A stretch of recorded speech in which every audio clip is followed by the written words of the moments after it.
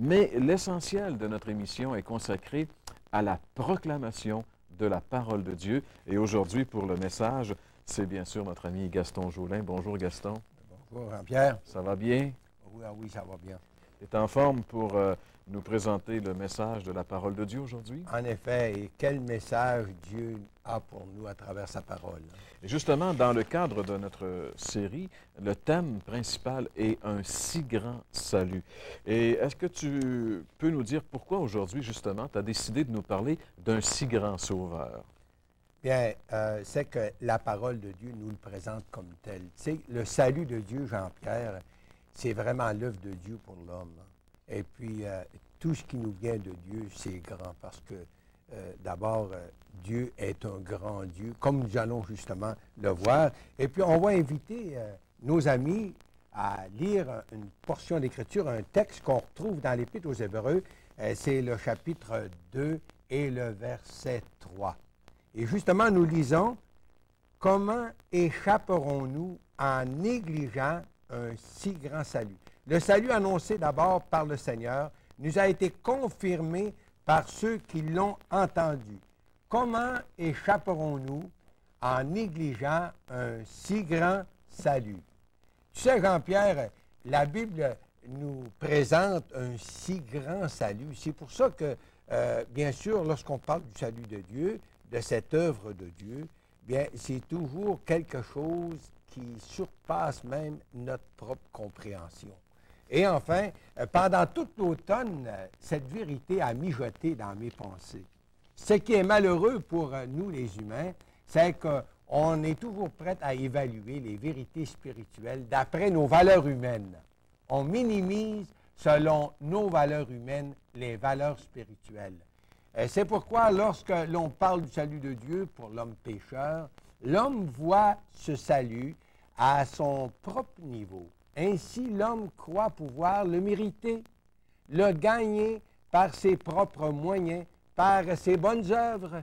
Et en fait, même, très souvent, il est incité par son Église qu'il peut acheter justement son salut. Tandis que le si grand salut de Dieu pour l'homme, c'est l'œuvre de Dieu. C'est pourquoi la Bible en parle comme d'un si grand salut. Ce salut s'élève à la hauteur même de Dieu. Et tu ne crois pas, justement, Gaston, que ça dépend de l'enseignement des religions, ça? Bien, Jean-Pierre, c'est sûr que les religions y sont pour quelque chose. La philosophie de la religion étant toujours « aide-toi, puis le ciel t'aidera ». Même Shell a employé ce dicton-là, « aide-toi, puis Shell t'aidera ». Bien, en fait, c'est un des dictons de la religion. Il n'y a rien de plus contraire au plan de Dieu pour l'homme.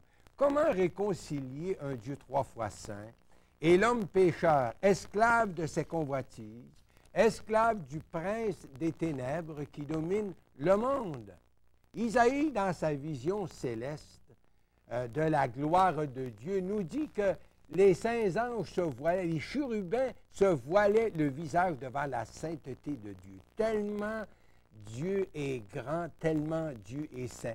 Les anges n'osaient pas regarder en face la gloire de Dieu. Puis on se rappelle aussi l'origine de Lucifer, cet archange glorieux, couronné de puissance et de beauté. Mais lorsque le péché s'est retrouvé en lui, Dieu l'a chassé de sa position et de sa présence.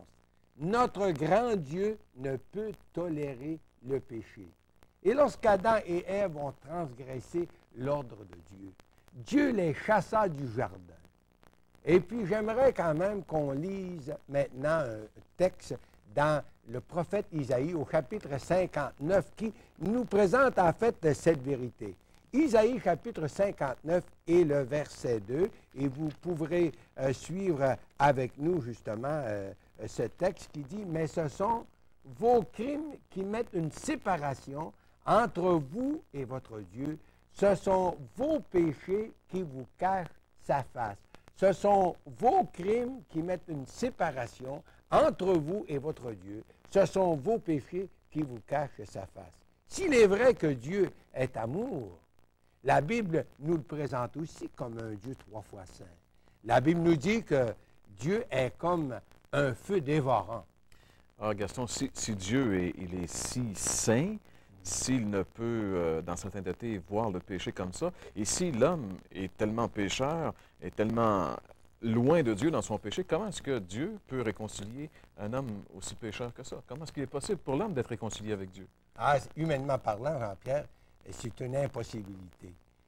Oui, c'est vrai que non seulement Dieu est un grand Dieu, qu'il est un Dieu saint, mais ce grand Dieu, tel qu'on le retrouve dans le psaume 104 et le verset 1er, puis justement, on va lire ce texte-là ensemble.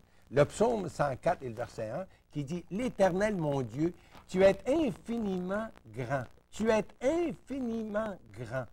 Tu es revêtu d'éclat et de magnificence. Puis il s'enveloppe de lumière comme d'un manteau. » Comment est-ce que l'homme pécheur et coupable que nous sommes, pouvons-nous résister devant ce Dieu infiniment grand et revêtu de lumière? Tous les secrets du cœur humain sont dévoilés à la lumière de ce grand Dieu. Il n'y a qu'une réponse. Ça nous prenait un grand sauveur. Et c'est ce que Dieu le Père nous a donné dans son Fils, un grand sauveur. C'est ce que les anges ont annoncé à Marie, vous vous en rappelez, dans l'Évangile de Luc, le chapitre 1er et le verset 32. Puis on peut lire ça dans le Nouveau Testament. Vous pourriez le lire chez vous, ce beau texte de la parole. Il sera grand, nous dit la parole, et il sera appelé Fils du Très-Haut. Il sera grand, il sera appelé Fils du Très-Haut. Et pour bien l'identifier encore, c'est l'Évangile de Jean qui nous en parle dans son premier chapitre, lorsqu'il dit « Au commencement était la parole. La parole était avec Dieu. » Oui, ça veut vraiment dire aussi qu'il était une personne à part entière. Et la parole était Dieu. Au commencement était la parole était avec Dieu, et la parole était Dieu, ou Dieu était la parole. Puis le verset 3, justement, qu'on vient de lire dans l'Évangile de Jean, « Toutes choses ont été faites par elle, et rien de ce qui a été fait n'a été fait sans elle. En elle était la vie, et la vie était la lumière des hommes. » Alors la Bible nous le présente comme un grand Dieu créateur, l'auteur de tout l'univers, si vous le voulez bien, la source de vie, la raison d'être de la création. Dans l'Épître aux Colossiens, j'aimerais vous inviter à un autre texte qui, justement, nous parle du Seigneur comme étant le grand créateur. Colossiens, chapitre 1er, et le verset 15 et 16. Et nous lisons, « Le Fils est l'image du Dieu invisible, car en lui ont été créées toutes les choses qui sont dans les cieux et sur la terre, les visibles et les invisibles. Tout a été créé par lui et pour lui. » Au verset 9 du chapitre 2 de la même épître, on lit ceci par exemple, « Car en lui habite corporellement toute la plénitude de la divinité. » Car en lui habite corporellement toute la plénitude de la divinité. Jésus, c'est non seulement le grand sauveur, mais il est le grand créateur. Tout a été créé par lui et pour lui. Alors, chers amis, avez-vous jamais considéré les merveilles de la création, par exemple, que ce soit dans la nature, dans les mers ou dans les cieux? Avez-vous déjà contemplé les cieux pendant la nuit avec ses milliers d'étoiles? C'est à nous couper le souffle tellement ça nous émerveille. Alors, je me dis, quel grand Dieu! Mais vous savez, ça nous prenait un tel Dieu pour devenir notre grand sauveur. Puis dans l'Épître de Tite, le chapitre 2 et le verset 11, par exemple, nous lisons ceci. L'Épître de Tite, chapitre 2, verset 11. « Car la grâce de Dieu, source de salut pour tous les hommes, a été manifestée. » Car la grâce de Dieu, source de salut pour tous les hommes, a été manifestée. Est-ce que ça voudrait dire, Gaston, que c'est le seul plan de salut que Dieu a pour tous les hommes sur la terre? Absolument, Jean-Pierre. Dieu n'a qu'un plan de salut pour tous les hommes. Oui, ce salut, c'est un si grand salut, c'est entièrement l'œuvre de Dieu. La grâce de Dieu, c'est la faveur de Dieu imméritée. Car la grâce de Dieu, comme on vient de le lire, source de salut pour tous les hommes, a été manifestée. Puis au verset 13, c'est bien dit qu'elle fut manifestée par notre grand Dieu. On va le lire justement pour être bien précis. En attendant la bienheureuse espérance et la manifestation de la gloire de notre grand Dieu et Sauveur Jésus-Christ. Alors, on voit ici, justement, dans ce verset, que le salut a été pourvu pour nous par un grand Dieu, un grand Sauveur, Jésus-Christ. Cette portion des Écritures nous rappelle, sans l'ombre d'un doute, l'immensité de la grâce de Dieu qui est l'unique source de salut pour tous et qui nous a été manifestée par notre grand Dieu Sauveur, Jésus-Christ. Jean, dans sa première épître, de nous dire « La grâce et la vérité sont venues par Jésus-Christ. Et nous avons tous reçu de sa plénitude et grâce sur grâce. » Or, Gaston, si c'est par la grâce seulement que l'homme peut être sauvé, est-ce que tu pourrais nous expliquer justement comment Dieu saint réconcilie l'homme pécheur par sa grâce?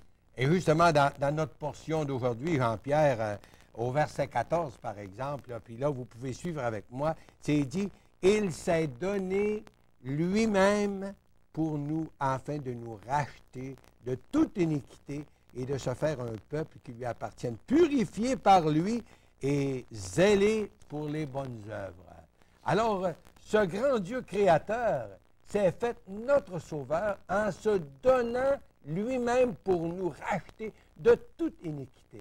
Est-ce qu'on a déjà pris le temps pour approfondir et saisir toute la portée de cette grande vérité? Ce grand Sauveur a accepté de se sacrifier à notre place, prenant sur lui-même nos péchés, nos iniquités, afin de répondre pour nous à la justice de Dieu. La Bible de nous dire, 2 Corinthiens chapitre 5 et le verset 21, « Celui qui ne connaissait pas le péché est devenu péché, afin que nous devenions en lui la justice de Dieu. » Et je relis ce beau texte. « Celui qui ne connaissait pas le péché est devenu péché, afin que nous devenions en lui justice de Dieu. » Tout ça, c'est l'œuvre de Dieu, ce si grand salut. Il nous a rachetés ou achetés à prix. C'est vraiment la signification dans le texte original. Racheter veut dire acheter à prix, de toute iniquité, pour qu'on lui appartienne, purifié par lui. Purifier signifie qu'il n'y a plus de trace de péché. C'est pourquoi la Bible de dire dans l'Épître aux Romains, le chapitre 8 et le verset 1er, quel beau texte. Il n'y a donc maintenant aucune condamnation pour ceux qui sont en Jésus-Christ. Et je cite encore ce beau texte. Il n'y a donc maintenant aucune condamnation pour ceux qui sont en Jésus-Christ. N'est-ce pas merveilleux, cher ami? Il s'est donné lui-même afin de nous racheter de toute iniquité, de se faire un peuple qui lui appartient, purifié par lui, zélé pour les bonnes œuvres. Mais dites-vous, comment faire pour être sûr que je suis purifié? Comment faire, justement, pour être sûr que je fais partie du peuple de Dieu, ce peuple qui lui appartient? Comment appartenir à ce grand Sauveur et posséder ce si grand salut? La vie spirituelle, cher ami, commence lorsqu'on s'engage avec Jésus. Quand on est prêt à lui dire, Seigneur, tu t'es sacrifié pour moi. Tu t'es substitué pour moi à la justice divine. Tu as payé ma dette. D'abord, il faut commencer par comprendre, saisir cette vérité. Le Christ Jésus est venu dans ce monde, tout le monde sait ça. Mais il est venu pour nous sauver, il est venu pour payer notre dette, il est venu pour nous réconcilier avec Dieu. Et puis c'est pour ça que l'Écriture nous le présente comme un grand sauveur, puis elle nous présente un si grand salut. Oui, le Christ peut vraiment, aujourd'hui, il est le seul qui peut nous réconcilier avec le Père. C'est lui qui a payé notre dette. C'est lui qui, vraiment, à la croix, a répondu pour nous à notre place de coupable. Et justement, c'est le seul qui peut pardonner le pécheur. Mais de savoir toutes ces vérités. Je crois que beaucoup, ou la plupart d'entre vous, on sait ces vérités. On les a apprises. Et puis, c'est de l'histoire pour nous.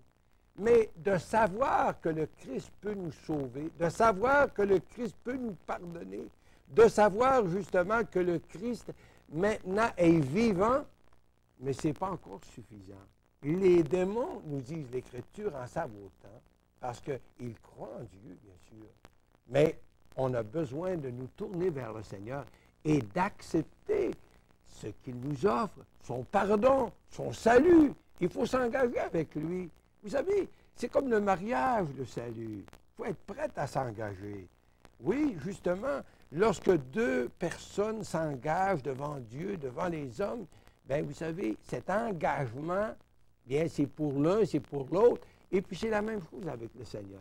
Seriez-vous prête à vous recueillir, puis à lui ouvrir votre cœur et lui dire simplement, merci Seigneur pour avoir accepté de te sacrifier pour moi. Merci Seigneur pour tout ce que tu as fait pour moi. Je méritais le jugement, je méritais la colère divine, mais toi, tu as fait expiation pour moi. Et aujourd'hui, je t'accepte comme mon sauveur. J'accepte ton pardon. Je veux que tu sois mon grand sauveur. Et à partir de maintenant, je veux être à toi, Seigneur.